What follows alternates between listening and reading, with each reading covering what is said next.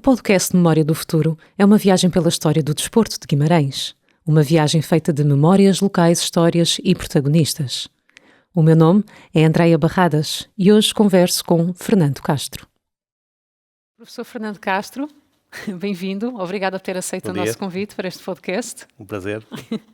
Professor, hoje está aqui porque no contexto deste programa não poderíamos continuar sem falarmos de um livro que foi editado há alguns anos e que é tão importante para se falar da história do desporto em Guimarães, que é o livro Desporto em Guimarães, dos primórdios à atualidade.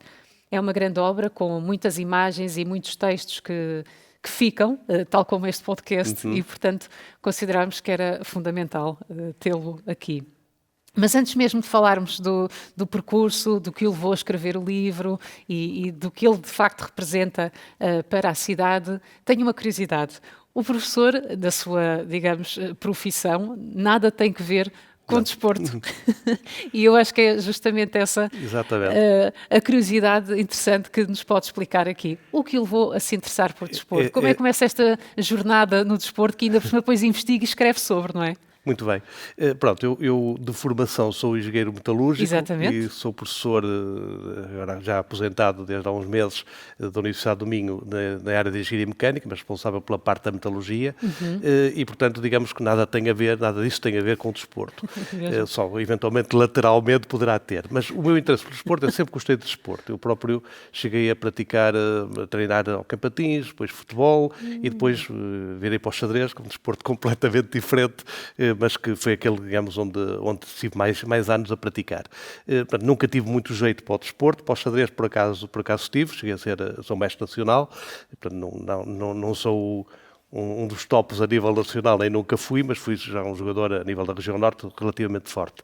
E portanto, digamos que o meu interesse pelo desporto é antigo, mas sempre gostei muito... E genuíno, Sempre gostei muito de ver desporto, futebol, todas as modalidades em geral, essencialmente, tirando aquelas que são motorizadas, ok, o automobilismo e tal, essas não aprecio muito, mas tudo tem a ver com... Velocidade e algo de radical de baixo já não me interessa Exato, não aprecio tanto. Mas agora tudo que tem a ver com o desempenho da pessoa, ou físico ou intelectual, eu penso que é algo que me agrada. É o desempenho da pessoa e das máquinas, portanto, o professor está ali interessado nos dois níveis. Pronto, está bem, há uma ligação de alguma forma. E o que aconteceu foi que eu fui viver para Barcelos há uns anos atrás, há 30 anos mais ou menos atrás, e em Barcelos havia um clube, que ainda há, o Hockey de Barcelos, que é muito popular no hóquei em patins, e portanto comecei a ir assistir aos jogos e já gostava de hóquei em patins, já seguia pela televisão, etc., mas não era presença regular nos pavilhões, passei a ser. E comecei a interessar-me também pela história do hóquei em patins, tanto que, antes de fazer estes livros, eu já tinha escrito um livro sobre os Campeonatos do Mundo de Hóquei em Patins, foi publicado em 2011, só o erro, ou 12. E, portanto, já tinha, e tenho outros livros, tenho mais 6 livros escritos sobre a história do Hóquei em Patins, divididos por décadas ou por 5 em 5 anos. O que também já foi um preparo para toda a pesquisa. Exatamente. Que depois veio acontecer aqui. Nesse sentido, digamos, o Dr. Amadeu Portilha convidou-me, quando foi a Cidade Europeia do Desporto, Guimarães, em 2013, convidou-me para fazer uma obra de compilação, digamos, que era a história do desporto em Guimarães. Foi um trabalho que nós demorámos mais de um ano a fazer, começamos cerca de um ano antes, que tivemos boas condições, foram já das boas condições, nomeadamente foi contratada uma pessoa para fazer a pesquisa documental nos jornais, tivemos mais 2 pessoas a dar um apoio em part-time, uma na parte da recolha das fotografias e da informação, outra na parte mais dos contactos, um funcionário da Tempo Livre, e, portanto, digamos, esse trabalho foi um trabalho de equipa bastante interessante, que envolveu umas dezenas de entrevistas a antigos praticantes, dirigentes esportivos, etc., que nos permitiu começar a conhecer o que era a história do desporto em Guimarães, que eu próprio não o conhecia. tenho que reconhecer, não é? Eu próprio tinha uma ideia, como é evidente. Mas é isso, depois também se calhar é desafiante, não é? Durante a pesquisa nós estarmos sempre também a descobrir algo mais. Isso foi extremamente interessante, toda a pesquisa de jornais começou ainda no século XIX, finais do século XIX, e portanto fizemos uma base de dados de notícias dos jornais de Guimarães sobre atividades esportivas, e depois foi tratar a informação e escrever, com base nas entrevistas, e digamos, saiu o primeiro livro em 2013, e agora, ao fazer 10 anos da Sociedade Europeia do Desporto, fui convidado para escrever uma atualização desse livro, portanto, corrigindo ou completando algumas informações da parte mais antiga e completando com os últimos 10 atualizando, anos. Não é? Atualizando, no fundo. E depois, se fizer um trabalho que daqui a 10 anos será feito novamente ou menos. Haverá outras informações para pôr. Como dizia bem, a coordenação do livro é da Amadeu Portilha, a coordenação científica e pesquisa documental é sua, assim como esteve envolvido na criação dos textos. Este livro traça um retrato do desenvolvimento do desporto da cidade, desde os seus primeiros momentos até aos dias mais recentes, daí a nova versão. Como começou a pesquisa sobre o tema, efetivamente? Porque acho que é interessante conseguirmos hoje aqui falar um pouco de todos esses passos para que as pessoas entendam o que envolve uma obra dessas, apesar do professor já ter feito aqui um pequeno resumo. Pesquisa fundamentalmente Como é que começa? É documental. É documental, é procurar notícias nos jornais, porque quando falámos do final do século XIX e início do século XX, já não há pessoas vivas para nos contarem o que é que se passou.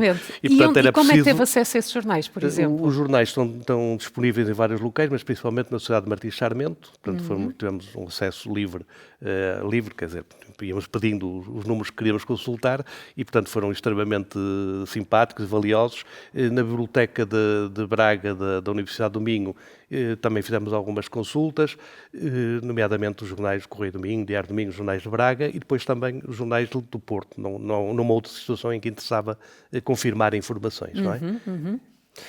Que tipo de constrangimentos encontrou na pesquisa? Eu pergunto porque alguns documentos são, de facto, muito antigos. E, portanto, como é que se separa, não é um bocado...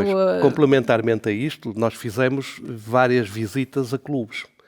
O Vitória Sport Clube, que nos cedeu as atas, nomeadamente, e depois encontramos pessoas que tinham espólio, felizmente, ou que tinham muitas informações. Por exemplo, aqui no caso do Vitória, na parte do futebol e também do hóquei em patins, temos um senhor que é o Sr. Magalhães, que eu não sei se ainda é vivo, já de uma certa idade, e que era contabilista ali perto do Triângulo, tinha ali um escritório, e ele tinha montes de informações, tinha quilos e quilos de jornais antigos e tinha muitas coisas que ele próprio tinha compilado. Portanto, ele próprio tinha uma espécie de uns livros feitos por ele, não estavam editados, mas feitos cortava as notícias, colava e, portanto, depois fotocopiava. Engraçado. E pronto, e isso foi muito interessante também porque nos facilitou bastante esse trabalho, não é? Claro.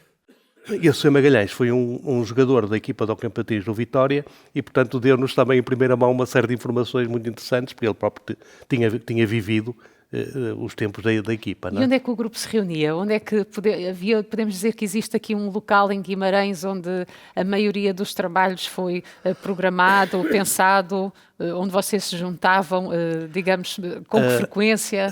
Para este trabalho, Sim. Para a recolha. Na recolha foi, essencialmente, as entrevistas foram quase todas feitas na Tempo Livre. No pavilhão multiusos. Sim, na sede do Multiusos Guimarães, claro, é lá a sede. Eu digo quase todas, houve algumas que pessoas já de muita idade, que fomos à casa delas, não é? E porque já não se podiam estar a deslocar, claro. Ou não era muito conveniente, foi mais simpático irmos lá, mas, digamos, quase todas foram feitas no próprio multiusos, não é? Sabe que eu tenho uma curiosidade agora que me fala das entrevistas, porque, e na história, isto é real, fiar-nos em testemunhos nem sempre são fontes muito fidedignas, porque a memória é traiçoeira, porque também nós tendemos a misturar aquilo que nós pensamos que é na nossa memória dos momentos, muitas vezes é misturado com as nossas intenções, as nossas ideias, os nossos desejos. Temos que filtrar depois. Não é? E a minha pergunta é essa, qual foi a dificuldade que encontrou ao fazer essas entrevistas e para compilar e realizar uma obra factual, como é que se separa, no fundo, depois o trigo do joio, não é? Porque as entrevistas são sempre muito baseadas naquilo que a pessoa também ambiciona dizer, ou às vezes não tanto o que aconteceu. E nós temos que filtrar e temos também de ser capazes de perceber aquilo que é de facto informação importante de coisas que não são importantes. Por exemplo, houve uma vez um senhor ligado ao handball que nós entrevistámos, que era uma pessoa que tinha um passado do handball aqui em Guimarães, e às tantas ele saca-nos uma série de fotografias que era do 11 de setembro em Nova Iorque. E ele começa a dizer que estava lá, porque ele estava lá tiradas por ele. E pronto, temos uma conversa muito engraçada, mas não tinha nada a ver com a vossa missão ali, veio ali de uma forma lateral e obviamente que isso não é, foi muito engraçado a gente conversar com ele, mas essa informação não foi útil, não é? Claro. Houve outra que ele nos deu que foi útil. Houve pessoas que deram informações muito rigorosas, outros que deram informações mais vagas, pessoas com mais idade, obviamente muito mais difícil de obter essas informações. Quando falamos de atletas, normalmente há sempre uma visão muito pessoal, não é? Pronto, aí a gente... Familiares, por exemplo, também imagino, não sei se chegaram a falar também, com familiares de atletas. Também falamos com alguns familiares de atletas, falamos com antigos atletas, pessoas que, sem terem criado nome, digamos, no desporto, foram praticantes e, portanto, em certas modalidades, e que foi interessante, não é? No voleibol feminino, por exemplo, praticamente ninguém conhece, nós conseguimos falar com pessoas que praticaram e o voleibol nos anos feminino 60, que é fundamental, porque o voleibol feminino em Guimarães, por algumas entrevistas que eu já fui aqui realizando, a diferentes pessoas, ou seja, a jogadores, a antigos treinadores, antigas jogadoras, aliás, percebe-se como o voleibol teve um papel fundamental para a afirmação da mulher na sociedade até. Exatamente. Digamos, foi a primeira modalidade onde se praticou o desporto feminino em Guimarães. Depois, mais tarde, apareceu também o basquete, obviamente a natação também, mas foi a primeira modalidade coletiva. Jogavam no parque de estacionamento da ASIG, portanto, nas traseiras da Associação Comercial e Industrial de Guimarães, à beira da entrada do Hotel Toural. Tem ali, neste momento é o parque de estacionamento, era ali onde jogavam. Há fotografias, inclusive estão no livro, dessa prática desportiva, não é? Ainda se recorda qual das modalidades teve maior dificuldade para, por exemplo, conseguir material suficiente para escrever sobre ela? Sim, tivemos alguma dificuldade com a natação. Okay? Não foi fácil. Porquê?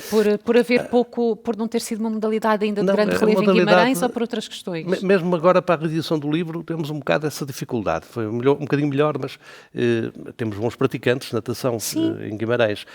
Não sei, não conseguimos falar com as pessoas, se calhar, indicadas e pronto, tivemos algumas informações, mas depois o livro já estava praticamente prontinho, já estava no designer a terminar e ainda recebemos telefonemas de pessoas a dizer as coisas estão mal, é preciso mudar e tal.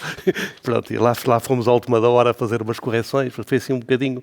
Portanto, houve algumas modalidades que não tivemos tanta informação como outras, mas o próprio futebol, por exemplo, quer dizer, há muita informação, obviamente, nos jornais, é a modalidade principal, mas também de pessoas mesmo ligadas ao futebol, não tivemos assim muita gente a dar-nos informações. Eu diria, nunca pensei que me fosse dizer isso, porque o que eu até estava aqui a pensar, depois de ter feito a pergunta, ia fazer ao contrário, que é qual aquela que teve mais dificuldade em pesquisar e já me disse, e o que eu lhe ia perguntar era, com certeza que foi o futebol a modalidade mais fácil para recolher informação, e a dizer que outra consegue ser protagonista além do futebol no livro, não é? Sem dúvida que foi, até porque temos sites hoje onde temos esta informação toda, estatísticas, deu para trabalhar muito bem toda a informação, os clubes que existiam em cada momento, isso em outras modalidades não conseguimos, não é? Agora, informações assim mais pessoais, não é? Aí não foi tão fácil, não é? Pois, claro. Não foi tão fácil. E até para si, que sempre gostou tanto de desporto, depois de fazer este trabalho, o que é que mais o surpreendeu, no fundo, depois de reunir e perceber o que está aqui? Bem, surpreendeu que, por um lado, que Guimarães, sendo um concelho de dimensão média, tem de facto uma história riquíssima no desporto, não há dúvida nenhuma. Muito mais do que outras cidades da dimensão até semelhante ou até mesmo superior à de Guimarães, quer em Portugal, quer no estrangeiro. Portanto, isso foi o que me surpreendeu, claro. Foi de facto reconhecer que em muitas modalidades Guimarães afirmou-se, ou a nível individual ou a nível coletivo, afirmou-se e tem nomes firmados, digamos assim, não é? Exato, e há uma prova disso, não é? E há uma prova disso e talvez por isso seja tão importante a construção deste legado. Por exemplo, o ciclismo, estamos a ver aí uma imagem do ciclismo, houve um período áureo em Guimarães do ciclismo, quando foi equipas da Coelima, que eram muito fortes e tivemos uma série de ciclistas, alguns nascidos em Guimarães, outros vieram de fora, mas que, digamos, eram ciclistas de equipas de Guimarães que foram notáveis, não é? Uhum. E diga-me uma coisa, em termos de décadas, agora falou de modalidade, em que destaca, por exemplo, o ciclismo, como tendo sido muito importante, eu digo, até para promover o nome de Guimarães a nível nacional. Penso que nos inícios não se poderia falar tanto em termos internacionais, mas pela sua pesquisa, e conhece o livro melhor que todos, qual considera ter sido, ou quais, as décadas mais marcantes em Guimarães, ao nível de relevância desportiva? Vamos lá ver, em termos de resultados esportivos, foi sem dúvida a primeira década deste milénio, portanto, 2000 a 2010. Foi aí que o Vitória foi campeão de basquete, de vôlei, enfim, uma série de títulos. Apareceram atletas como, por exemplo, no ténis, tivemos em modalidades de luta uma série de campeões mundiais, portanto, se juntarmos tudo, essa foi a década claramente melhor. Agora, outras décadas importantes, e penso que são marcantes, foi a década dos anos 60, é marcante porque é quando aparecem uma série de novas modalidades. Ok. Que não existiam até aí. Nos anos 50, em finais dos anos 50, havia futebol, o hóquei em patins só durou 8 anos, portanto desapareceu nessa altura, e depois havia já o ciclismo, havia algumas modalidades individuais, ténis de mesa, etc. Mas a nível de modalidades coletivas não havia mais nada. Era um deserto aí nessa altura. E a partir dos anos 60 começa a aparecer o vôlei, o handball, o basquete, enfim, uma série de modalidades. Quem são os responsáveis por essa década áurea dos anos 60? Os primeiros responsáveis é o Círculo de Arte e Recreio e o Francisco de Holanda. Claro. São os clubes que, de facto, principalmente o Círculo de Arte e Recreio, todas estas modalidades, penso que, não sei se são todas, mas a maior parte nasceram no Círculo de Arte e Recreio. Mas logo a seguir, Francisco de Holanda também aderiu. Então, e depois mais tarde o Vitória, não é? Então quer dizer que aquele trabalho que está... chamamos o desporto, não é, corporativo, onde as empresas tiveram uma importância muito grande, também, é anterior? Não, é contemporâneo, também é anos 60. Também anos 60. Coelima também aparece nessa altura, mas aparece depois, não é? Aparece um pouco depois. Consegue-nos dar um destaque daqueles que são os nomes, as pessoas que mais influência foram tendo ao longo dos anos para que o desporto em Guimarães realmente se evidenciasse desta forma nacional, como diz? Assim de memória não consigo. Claro, já lá vai muito tempo. De memória é complicado. E risco de matar a ser injusto, lembrar de alguém e não lembrar de outros mais falarmos da importância destas entidades já diz muito, não é? E ajuda as pessoas a terem essa noção do que representou os anos 60, porque foi quando muitas modalidades apareceram. E porquê que considera que, por exemplo, entre 2000 e 2010 tenha sido uma época de mais triunfos, digamos assim? Vamos lá ver. Isto tem a ver muito, é o Vitória, essencialmente, são modalidades no Vitória Sport Clube. Pois, a força do clube, tem a ver muito, não é? certamente, com a própria dinâmica que o clube criou, para além do futebol, portanto, tornou-se um clube já era, mas tornou-se ainda mais eclético, e, portanto, terá a ver muito com o mérito do próprio clube, mas também com o mérito da cidade, porque passaram a haver infraestruturas, coisa que não havia. Com o tempo livre, nós não é? E o temos o pavilhão, a pista de atletismo, as piscinas, portanto houve uma série de infraestruturas e outras menos importantes que foram criadas, nomeadamente em escolas, não é? Reforçadas inclusivamente, que fez com que nos finais dos anos 90 já tivéssemos uma capacidade de prática desportiva em Guimarães que era bastante superior e que no início do milénio reforçou-se com estas infraestruturas maiores. E, portanto, eu penso que isso foi o que potenciou dar esse salto. Levou o desporto ao cidadão. Sim, levou o desporto ao cidadão, exatamente, e portanto fez com que o cidadão fosse para o desporto e tudo isso criou, digamos, uma dinâmica que foi maior do que aquela que existia até aí. Sim, claro que sim. Para si que gosta de desporto, apesar de ter uma profissão tão diferente, não é? Daquela que... Isto não sei se considera quase um hobby, no fundo, sim, esta obra que temos aqui. Sim, é um hobby. Mas o que é certo é que o seu hobby resultou de uma coisa muito importante. Exato. Mas estava curiosa de perguntar, porque estávamos a falar de 2010 e eu estava a ouvi-lo falar e da cidade e de como o desporto impactou a vida diária dos vimaranenses. E para si, que teve a oportunidade de estudar todas as décadas, reunir nesta obra, com que olhos viu também então, 3 anos depois, 2013, Cidade Europeia do Desporto? Pois, veio na continuidade.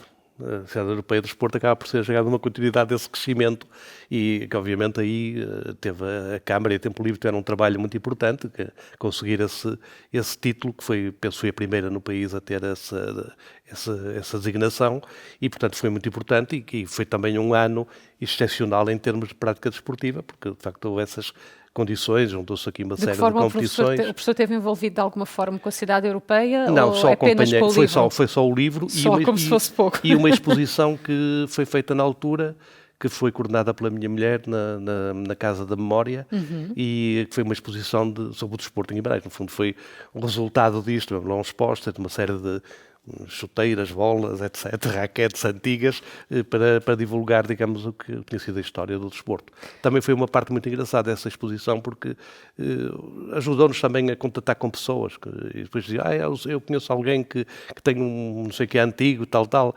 e pronto, conseguimos obter aqui uma série de artefactos antigos. Pois é, mas chegar a essas pessoas não é fácil. Eu vejo o professor falar com esta facilidade de como, falámos com aquelas entrevistas e tal, mas eu estou a ouvi-lo falar e penso assim, o que é que esteve por trás de todos estes contactos, de toda esta pesquisa, como é que se chega às pessoas, claro. Que não nos importam hoje falar para todo o trabalho que está por trás deste livro? Pois, o chegar às pessoas, como eu lhe disse, nós tivemos o apoio de uma equipa e a própria Tempo Livre fez essa ponte, porque nós não tínhamos os conhecimentos. Eu não sou... Claro, vocês estavam mais preocupados em estudar, não é? Da Universidade do Minho desde 1984, aqui em Guimarães, só resido aqui em Guimarães há cerca de 20 anos e, portanto, não sou natural de Guimarães, portanto, não conhecia esses meios das pessoas. Portanto, esse contacto foi feito através da Tempo Livre, que proporcionou, e depois, a partir dali, as coisas vão surgindo outras. Depois a pessoa diz, falem com não sei quem, a gente vai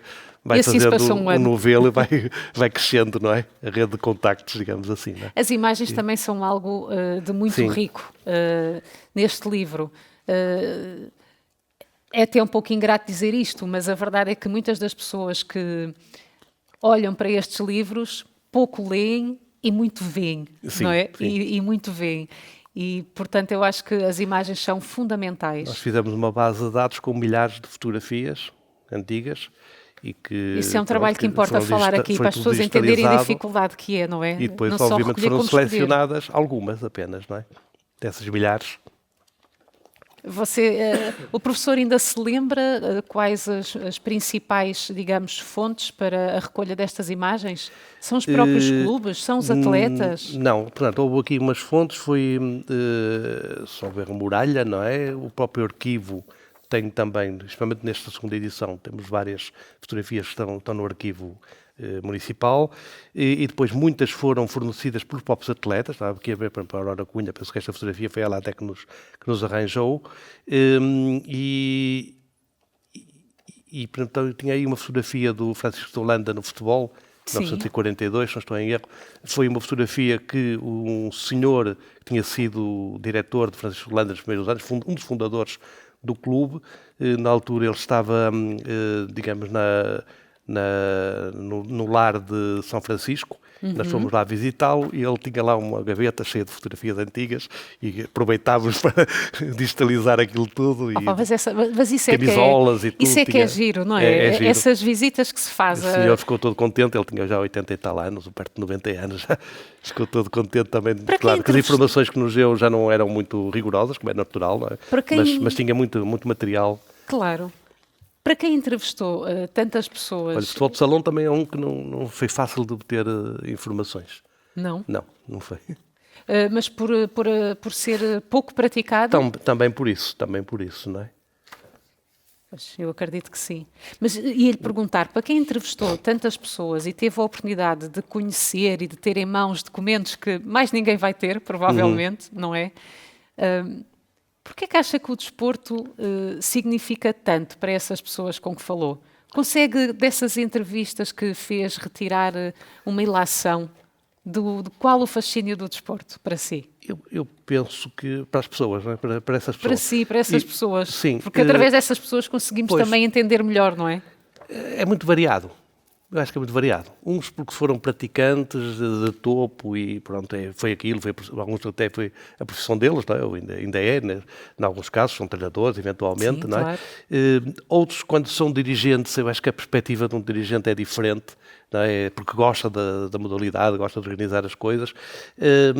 Portanto, acho que são formas de ver que eu penso que é muito variada. Não se pode dizer que haja uma linha de continuidade nisto, não é? Havia um risco de algumas destas imagens e do registro que aqui está feito se perder, porque, pelo que percebi, muitas delas foram gavetas das casas de alguém. Exato, e há muitas mais que nós, inclusive, não tivemos acesso. Que soubemos que havia, por exemplo, em relação ao Vitória, que quando houve uma mudança da sede de Vitória, da rua de Dom João, salvo erro, para o estádio, não é? para o centro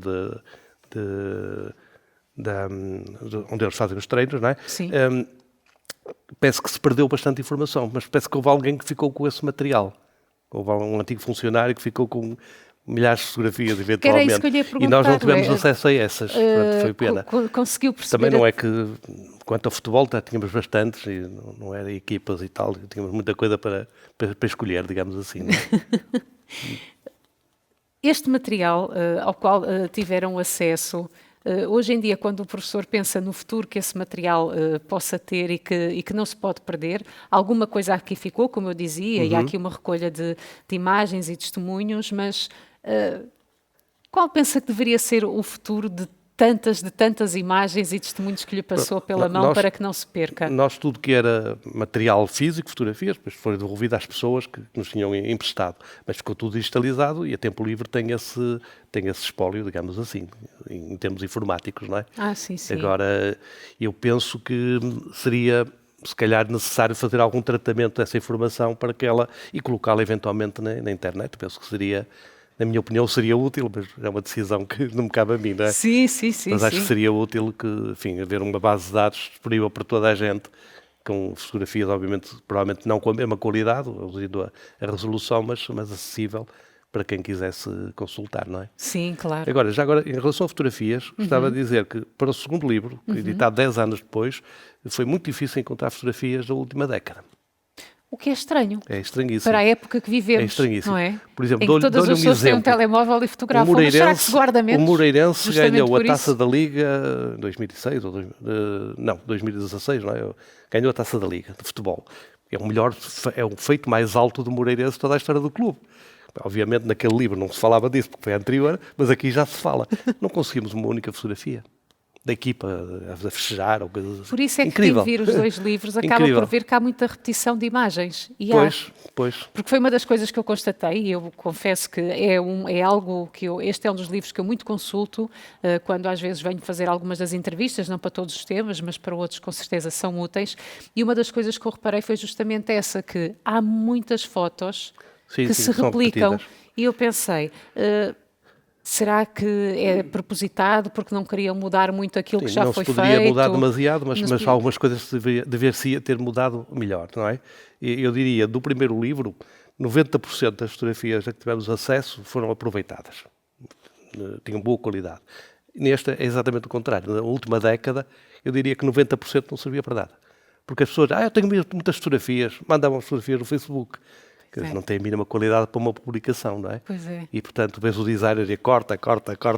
É muito difícil, pois, para o designer trabalhar dessa fotografia, forma. E mesmo algumas, ele diz, isto não vai ficar bem e tal, mas pronto, não temos mais nenhuma, vai ter que ir esta. Mas isso revela bem a diferença dos tempos que vivemos. É por isso que é engraçado falar sobre história de outras décadas, que é o que este livro nos convida a fazer. As pessoas põem na internet agora e depois está lá uns dias, desaparece. E já tem vontade a seguir retirar outra, não é? Disseram, está tudo no Facebook. No Facebook. Eu vou estar a ver aquilo 5 notícias por dia ou 10 notícias por dia durante 10 anos.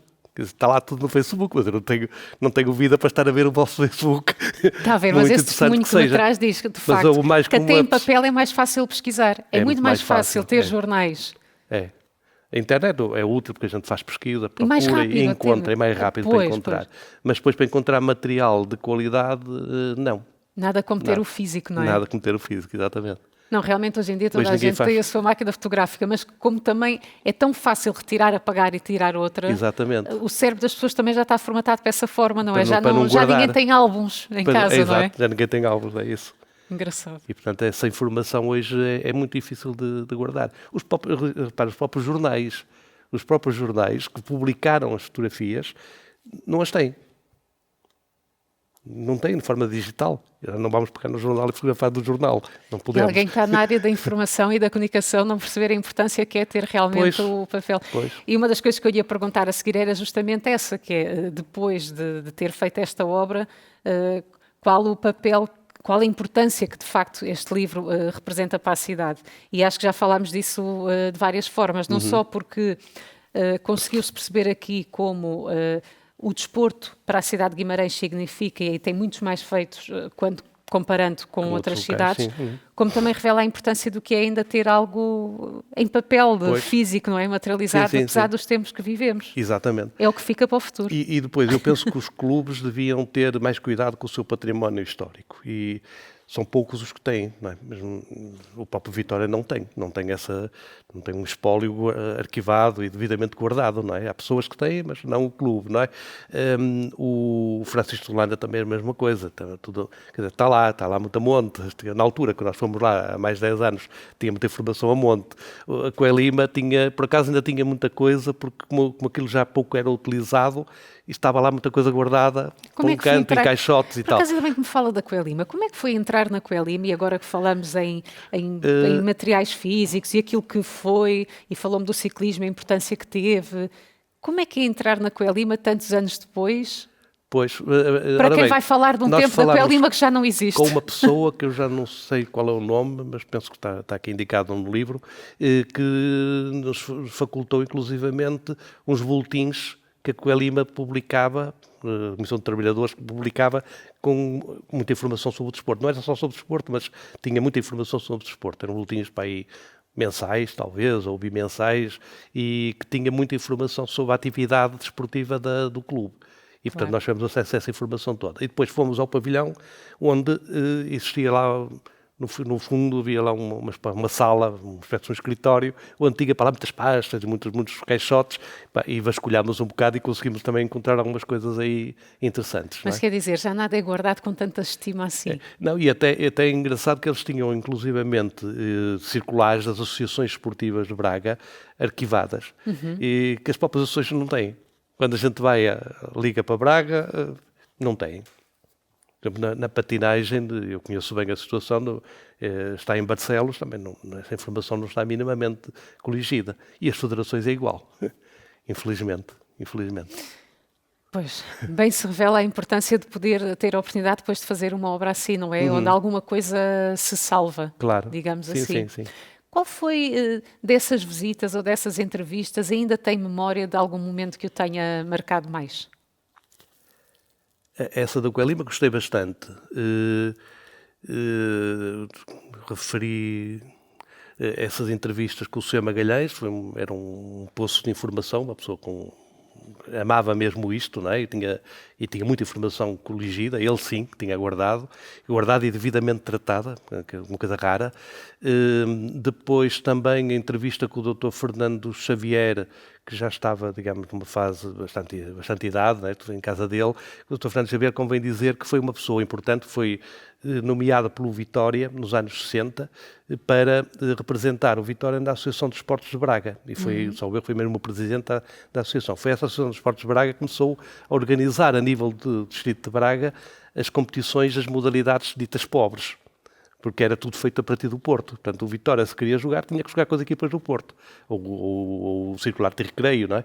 E isso, obviamente, que era um impeditivo, porque a distância era um bocadinho maior. Claro. E então... não era como ir hoje ao Porto, não era como hoje, claro, não é? Não era como hoje. São castradas, eram outras. Exatamente. E então, ao ver essa oportunidade de haver disputa a nível distrital, ajudou também muito a desenvolver essas modalidades, quer em Guimarães, quer em Braga. Não é? Fernando Xavier. Fernando Xavier, que era não era farmacêutico, fazia análises clínicas aqui em Guimarães. Engraçado. De facto. Que era o senhor que tinha vindo da Póvoa de Varzim, se não estou em erro. E a nível pessoal, professor, poder estar envolvido, e já me disse que é um hobby, mas a verdade é que resultou algo muito importante. A nível pessoal, hoje em dia, quando olha para estes livros, como é que se sente? O que é que isto significou para si também? Sinto-me contente, acho que foi um contributo que dei. Essencialmente é esse o meu objetivo, nada mais, não é? Claro. Dispor também a cultura. Por que motivo os guimaranenses deviam também ver este livro? Por que motivo? Deveriam ler. Porque eu penso que isto é informação importante sobre a história de Guimarães também. Claro que sim. Eu penso que sim. E eu penso que leem, não é? Penso que leem. Não será um best-seller, certamente, mas... Conseguiu perceber com este livro? Não sei quantos livros é que se têm vendido ou estão em circulação, mas a tiragem não é muito grande, não é? Este só foram 500 exemplares, esse foi mais, não estou em erro. E, portanto, digamos que são livros que não são fáceis também de vender, não é? Claro. E também de aceder. Este, por exemplo, já me cruzei com algumas pessoas de clubes e disseram, então já tenho o livro? Não, ainda não, já saiu. Portanto, bom, quem estiver a ouvir, eu posso aproveitar para dizer que ele está disponível no site também da Cooperativa Municipal Tempo Livre e quem quiser conhecer também pode fazê-lo através do nosso site. Claro. Sim, claro que sim. Professor, antes de terminar, ainda gostava de lhe fazer uma pergunta. Guimarães, o que significa para si? Guimarães é o meu local de trabalho, uma cidade que eu gosto muito, embora não seja de cá, eu sou natural de Santo Tirso. Portanto, eu ainda criança, fui para o Porto e depois de casar fui para Braga, depois fui para Barcelos e depois consegui convencer a minha família a vir para Guimarães. E, portanto, estou aqui a viver há 25 anos, desde 98, 27 anos já. E, portanto, é uma cidade que eu gosto muito, foi aqui onde fiz grande parte da minha vida profissional na Universidade do Minho e portanto, é isto que representa para mim. Ajudou a apaixonar-se mais por Guimarães? Toda a pesquisa relacionada com este livro e perceber que deixa aqui esta obra tão importante? Também, não há dúvida, também. Não tenho dúvidas. Não, claro que não. E ainda por cima, e convém dizer, se calhar antes de nos despedirmos, é um dado interessante, os seus textos estão num livro que foi premiado, para já, o design da última versão. O design é que foi premiado. Exatamente. Foi feito pela Design by UF e recebeu uma menção honrosa nos Prémios Gráficos de 2025. Exatamente. Portanto, mais um legado que fica, sim. não só mas isso não é património trabalho que não meu, se isso perdeu, é trabalho do designer. Pois não, mas são os seus textos que estão aí dentro. Portanto, claro. Fica ainda em Guimarães património que não se perdeu. Textos que servem para gerações futuras e também para compreender um pouco como é que chegámos até aqui. Espero que existam muitas mais imagens que brevemente as pessoas possam ter acesso a ela e acho que ter um design premiado é uma bela forma de fechar todo este trabalho. É um belo embrulho para este livro, para fechar. Eu penso que o designer foi o mesmo que fez a primeira edição, fez aqui um excelente trabalho, na minha opinião. E eu gostei também de trabalhar porque pronto, há bastante profissionalismo, muito rigor na forma como se faz as coisas e muita originalidade também, que é importante neste tipo de obras, não é? Claro. Professor, muito obrigada pelo seu testemunho, por nos falar aqui de algumas coisas que não conhecíamos e podermos evidenciar também algumas entidades e nomes que importam e muito mais podem descobrir se virem o livro com alguma calma e algum carinho, que eu bem sei que os guimaranenses têm pela sua terra. Muito bem. Obrigada. Obrigado.